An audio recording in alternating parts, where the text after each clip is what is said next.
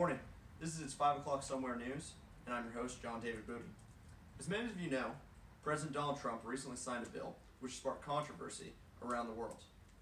The bill allows officials at all levels to travel to Taiwan to meet their Taiwanese counterparts, permit high-level Taiwanese officials to enter the United States under respectful conditions, and meet with U.S. officials. But the question is, why is China so upset with the new bill? Today, we're going to give you a brief history of the tensions between China and Taiwan. We'd like to welcome our resident historian, Randy Randallson, for this segment. Good morning, Randy. Good morning, Mr. Booty. Thanks for having me. It's great to have you again. Can you give us a little background into Taiwan and its origin and maybe the relationship with mainland China? I'd be happy to. Where do I start? Taiwan has a complex history, but for the purpose of this story, I'll start after World War II, when control of Taiwan was transferred from the Japanese back to the Republic of China. Paralleling World War II on the mainland, the communist forces led by Mao Zedong were in a bitter civil war with the ROC government led by Chiang Kai-shek. By 1949, the communists had won control over most of mainland China, and the ROC government and its supporters made a vast exodus across the Strait of Taiwan to the island. Chiang Kai-shek established a new government on the island known as the Kuomintang, and Mao established the People's Republic of China on the mainland.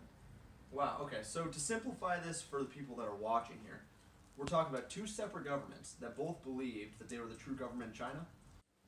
Yes, John. It set up an interesting dynamic between China and Taiwan. Both claimed to be the legitimate Chinese government, and until the early 1970s, most Western powers supported Taiwan's claim. However, this changed in 1971 when Chiang Kai-shek walked out of the United Nations when the UN switched recognition from his KMT government to the mainland PRC as a legitimate Chinese representative in the General Assembly. A further setback came in 1979 when the United States also changed their opinion on the situation and switched recognition from Taipei to Beijing. Until 1987, the government of Taiwan was essentially a totalitarian regime under martial law. When martial law was lifted in 1987 and opposition parties were allowed to run, we consider it to be the beginning of the democratic era of Taiwanese history.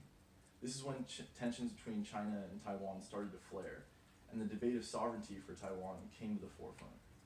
In 1992, at a meeting between the leaders of both governments, a consensus was made that both sides agreed there was only one China, but that both sides interpreted what the true China was differently. Many believe that this consensus was the prelude to a reunification of China. Whether that reunification comes through peaceful or military means is still up in the air. Well, thank you, Dr. Randallson. After we come back from our quick commercial break, we're going to be interviewing Miss Annie Chang about the situation in China and also her upcoming book. Stay tuned. Well, China has once again warned the U.S. not to sign legislation allowing American officials travel to Taiwan to meet with their counterparts there. The bill has already been approved by both chambers of U.S. Congress. It now just needs President Donald Trump's signature to take effect. I must once again state that the One China principle is the political basis for U.S.-China relations. We urge the U.S. side to abide by the One China policy and its declaration to follow the China-U.S. 3 joint communiques and cease U.S.-Taiwan official exchanges and its substantively increasing connections. The U.S. must carefully deal with issues relating to Taiwan appropriately so as to avoid seriously disrupting China-U.S. cooperation. Hello and welcome back to It's 5 o'clock Somewhere News. I'm John David Booty, and we have Miss Annie Chang with us, talking about China and Taiwan and how that current situation is playing out. How you doing? I'm pretty good. How are you? I'm doing great. Awesome. So let's start by digging into some politics. The Kuomintang Party governed the island from 1949 to 1989 under martial law, and for the first 5 years after Taiwan held its free elections. On the other hand, the Democratic Progressive Party was founded in 1896 and legalized in 1899 at the end of that martial law period. The DPP was founded based on the ideals that Taiwan should be a separate political entity.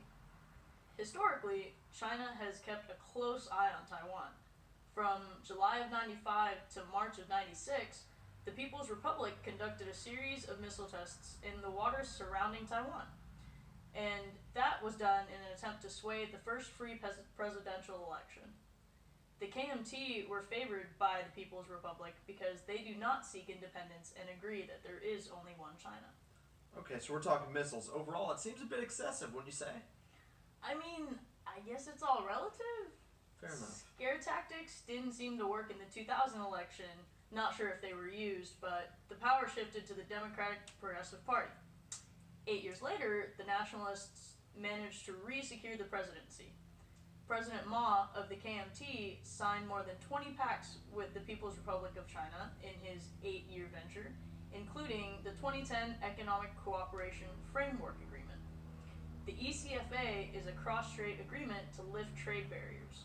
Some would say the legacy of his presidency was to open the conversation with China's Xi Jinping. For the first time since the Civil War, Taiwan and China sat at the same table. As if it were a twist of fate, the DPP unseated Ma in 2016, favoring pro-independence. President Tsai Ing-wen took office May 2016. Immediately, relations took a turn. In June 2016 as well, Beijing suspended cross-strait communications to the Taiwan Liaison Office through the Taiwan Liaison Office because of Tsai's reluctance to acknowledge the 92 consensus. Most recently, in the words of the Chinese president himself, "We will absolutely not tolerate the tragedy of a country split. Any activity aiming to split the motherland will be firmly opposed by all Chinese people. We will never allow any person, organization, political party, at any time, in any form, to separate any piece of Chinese territory from China." Wow, sounds like China means pretty serious business. Yes, it's all laid out in the rhetoric. China will stand for nothing other than one China. They have shown they are willing to use force. Knowing that, Taiwan then called on the leaders of both sides to seek a breakthrough in cross-strait relations and to eliminate the conflicts. Almost immediately, China brushed it off and released a statement through the Taiwan Affairs Office, stating that returning to the political basis of the 92 consensus is the only way to a brighter relationship. It doesn't seem like that stance will change anytime soon. Gotcha. Well, Ms. Chan, thank you for coming on. After this, we'll be going to Alex Station, who will be talking about the economic impacts that might come on with this type of situation. See you in a bit. Taiwan has a constitution, an army, and an elected government, yet the United Nations doesn't formally recognize it. The reason? China considers the island one of its provinces, the government as illegitimate, and talk of independence deeply hostile. A new president in Taipei from the independent-leaning Democratic Progressive Party is testing China's tolerance, as is a new president in Washington. Here's the situation. Taiwan's first female president, Tsai Ing-wen, provoked an angry response from China by speaking to Donald Trump by telephone after he was elected. In deference to the Beijing government, no US leader has talked directly to a Taiwan president in almost 4 decades. Tsai says she wants peaceful ties with China while resisting pressure to acknowledge the One China principle. 两岸之间应该要尽快坐下来谈。 That principle has underpinned relations with China in the past. It's the understanding that both sides belong to one China, even if they have different ideas about what that means. Trump says his support for a one China policy hinges on cutting a better trade deal with China, prompting a complaint from the Chinese government. I don't know why we have to be bound by a one China policy unless we make a deal with China. Welcome back. Before we get to our next guest, I would like to run through some figures to make sure we have a full understanding of the situation. First, the island of Taiwan has a population of 23 million. This is obviously very small compared to China's population of 1.38 billion. So, you do the math, that's nearly 60 times greater. More than 62% of Taiwan's GDP comes from exports. This shows that if China wanted to go a different avenue than combat, they could easily start and end a trade war. Now, to tie this in with the United States. They are Taiwan's 3rd largest trade partner. For the United States, Taiwan is its 9th largest trade partner. In addition to this, travel to Taiwan from the United States has gone up nearly 50% from 2012. If we wanted to look at trade between China and the United States, we find some pretty significant data. The U.S. imported $505 billion of goods from China and exported nearly $130 billion in 2017. This brings us to a total of $635 billion. To look at this from a maritime standpoint, $3.37 trillion of goods were moved in and out of the South China Sea in 2016. Since this is such a heavily trafficked area, any conflict may result in a disruption of the global economy. It's safe to assume that the best way to handle this conflict would be through diplomatic resolution. Now, I'd like to introduce Alex Station, an economic analyst with an expertise in maritime trade. Good to have you. Thanks for having me back, JD. Hey, good to see you again. How are you? How's New Mexico? Doing great. New Mexico's beautiful as ever. Happy to be here. Awesome. Well, let's get down to the nitty gritty and hear what you have to say. Of course. So as Ms. Chang mentioned earlier, the anti-secession laws China's created are pretty cut and dry in terms of China's stance on this upcoming bill. These laws were ratified way back in 2005, and they state specifically, the state shall never allow Taiwan independence. Mainland China will use whatever means necessary to retake control of Taiwan and unify China. This certainly includes non-peaceful means. So in other words, JD, this is exactly the type of action that could trigger an armed occupation of Taiwan. Okay, so now I have a question for you. Who would the U.S. support if this was to happen? And that's a really important question, JD. The U.S. has strong alliances to China, both as a world power and an international trading partner. That being said, since the creation of the Taiwan Relations Act in 1979, the U.S. also has committed itself to maintaining a peaceful relationship with Taiwan. An excerpt from the act reads, "The future of Taiwan will be determined by peaceful means, and that any effort to determine the future of Taiwan by other than peaceful means, including boycotts or embargoes, is considered a threat to the peace and security of the Western Pacific area, and of grave concern to the United States." The act goes on to detail how means of defense will be provided to Taiwan as the U.S. deems fit. All that being said, almost any action by China against Taiwan could bring the United States into the mix. With the stakes so high, it is possible that we could have an armed conflict between Taiwan and China in the near future. China may seek to impose an embargo on Taiwan under their own anti-secession laws, which would force the U.S. into action supporting the Taiwan, as outlined in our own Taiwan Relations Act. Okay, now Alec, obviously having an armed conflict in such close proximity to a shipping channel as major as the Taiwan Straits, it's bad news, obviously. What impact could a forced closure of the strait honestly cause? Well, JD, the Taiwan Strait is certainly of importance, but it isn't as crucial to maritime trade as, say, the Straits of Malacca or the Bosphorus Straits. While it wouldn't be ideal, marine traffic could potentially be redirected around Taiwan, possibly through the Strait of Luzon on the east side of the island. Specific Chinese and Taiwanese port cities on either side of the Taiwan Straits might suffer, but depending on the length of the conflict, maritime activity in the region probably wouldn't suffer greatly as a whole. Okay. So earlier you mentioned a Chinese-imposed embargo against Taiwan in retaliation to this new bill. What kind of economic effects would we expect to see on China and Taiwan as a result of this?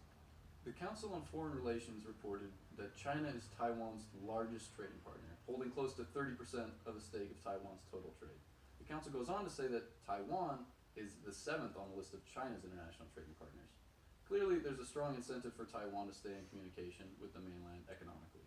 And to some degree, this is reflected in the interests of the mainland as well. However, if China wants to weaken the Taiwanese state in preparation for any sort of conflict, an embargo would certainly do the trick. Okay. I've got one final question for you. So, what effect could all this have on the U.S. and the global maritime exchange? John, the repercussions to global and U.S. maritime trade don't necessarily stem from direct conflict between Taiwan and China in this case. Sure. It's all the political connections that these countries share that could pose a real risk to global trade, maritime or otherwise. For example, a Chinese embargo against Taiwan wouldn't directly affect us here in the U.S., but the Taiwan Relations Act would compel us to retaliate against China's response. Depending on the level of diplomacy used and China's commitment to holding on to Taiwan, we're looking at a situation that could easily escalate into anything from international sanctions on trade to a full-scale military conflict. Okay. Awesome. Well, Alec, thank you for coming in. Thanks for having me. Tell the family I said hi. Will do. Thanks. So, now that we've taken a good look at the situation between China and Taiwan, it's easy to see it's a complicated one. From the beginning, looking at the early history, all the way to the present, there have been many twists. Hopefully, within the next few weeks, we'll see some progression as to how this will all play out. Until then, I'm signing off from It's 5 O'Clock Somewhere News here at Fireside Studios in Key West. I'm JD Booty. Have a good one.